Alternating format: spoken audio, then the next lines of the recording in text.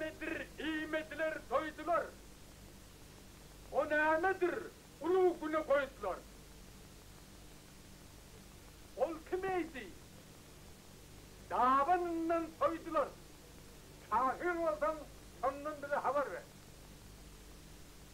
Ol didardır. İymediler doydular.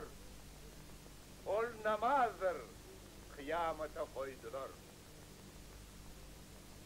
Nesimini davanından soydular.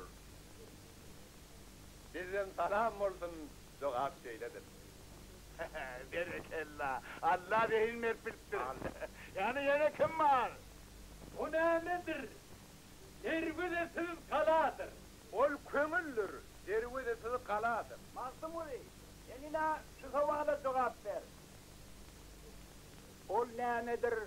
Ayağı yok, soğutyan. Ol yılandır, ayağı yok soğutyan.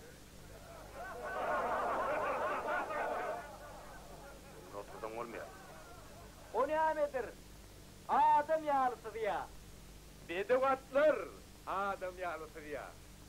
O nedir? Toprağı üstü sürünmez.